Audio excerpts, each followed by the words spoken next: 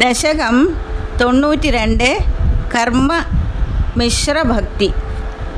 വേദൈ സർവാണി കർമാണ്യഫലഭരതയാ വർണ്ണിതാനീതി ബുദ്ധ്വാ താനി ത്വയ്യർപ്പിതാന്യേവ he സമനുചരൻ യാനി നൈഷ്കർമ്മ്യമീശ മാ ഭൂദ്വേദൈർനിഷിദ്ധേ കുഹജിതവിമന കർമ്മവാചാം പ്രവൃത്തിഃ ദുർവർജം ചേദവാത്വം തദപി ഖലു ഭവത്യർപ്പയേ ചിത്പ്രകാശേ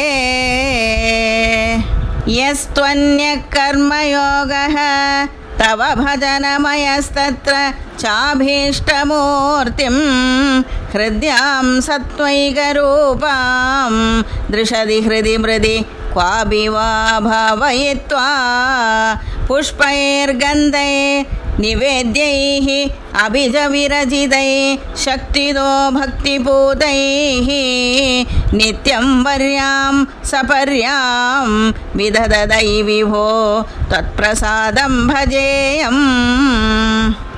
സ്ത്രീശൂദ്രാ ത്വത്കഥാദിശ്രവണവിരഹിതാഃ ആസദാം തേ ദയാർഹ ത്വത്പാദാസന്നയാദാൻ ദ്വിജകുലജനുഷോ ഹന്തശോചാമ്യശാന്താൻ വൃത്യർത്ഥം തേ യജന്തോ ബഹുകഥിതമപി ത്വാം അനാകർണയന്തോ ദൃപ്താ വിദ്യാഭിജാത്यै കിമു ന വിദദധേ താദൃശം മാ കൃതാ മാം. പാപോയം കൃഷ്ണരാമേത്യഭിലപതി നിജം ഗൂഹിതും ദുശ്ചരിത്രം നിർലജ്ജസ്യാസ്യ വാചാ ബഹുതര കഥനീയാനി മേ വിഘ്നിതാനി. ഭ്രാതാ മേ വന്ധ്യശീലോ ഭജതി കില സദാ വിഷ്ണുമിത്തം ബുധാംസ്തേ നിന്ദന്ത്യുച്ചൈർഹസന്തി ത്വയി നിഹിതമദീൻ താദൃശം മാ കൃതാ മാം.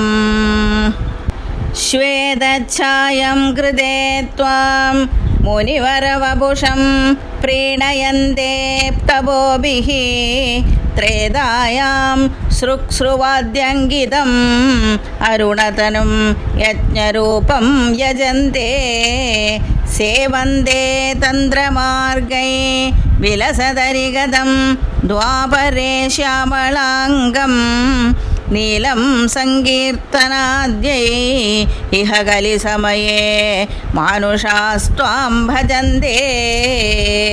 സോയം കാലേയ കാലോ ജയതി മുരരിപോ യത്ര സങ്കീർത്തനാദ്യൈഃ നിർയത്നൈരേവ മാർഗൈ അഖിലധനചിരാത് ത്വത്പ്രസാദം ഭജന്തേ. ജാതാസ്ത്രേതാ കൃതാദൗ അഭിഃ കില കലൗ സംഭവം കാമയന്തേ ദേവാ തത്രൈവ ജാതാൻ വിഷയവിഷരസൈ മാ വിഭോ വഞ്ചയാസ്മാൻ. ഭക്താസ്താവത് കലൗ സ്യുഃ ദ്രമിളഭുവി തതോ ഭൂരിശസ്തത്ര ചോച്ചൈഃ കാവേരീം താമ്രപർണീമനു കില ഘൃതമാലാം ച പുണ്യാം പ്രദീചിം. ഹാ മാമപ്യേതദന്തർഭവ മഭി ച വിഭോ കിഞ്ചിദഞ്ജദ്രസം ത്വയി ആശാപാശൈർനിബധ്യ ഭ്രമയന ഭഗവൻ പൂരയ ത്വന്നിഷേവാം.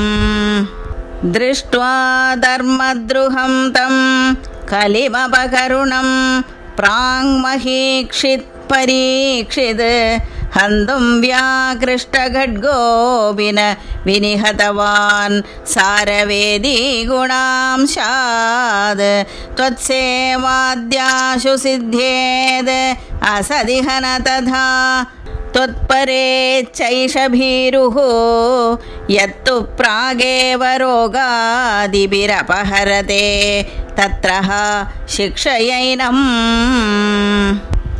गङ्गा गीता च गायत्र्यपि च तुलसिका गोपिका चन्दनं तद् साळग्रामाभिपूजा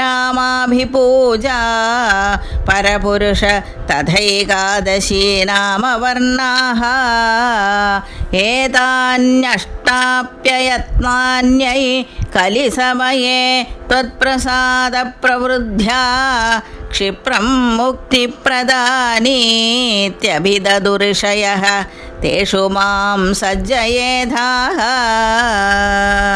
देवर्षीणां पितॄणाम् अपि न पुनरिणि किङ्करो वासभूमन् योऽसौ सर्वात्मना त्वां शरणमुपगत सर्वकृत्यानि हित्वा तस्योत्पन्नं विकर्माप्यखिलमपनुद स्येव चित्तस्थितस्त्वं तन्मे पापोत्थतापान्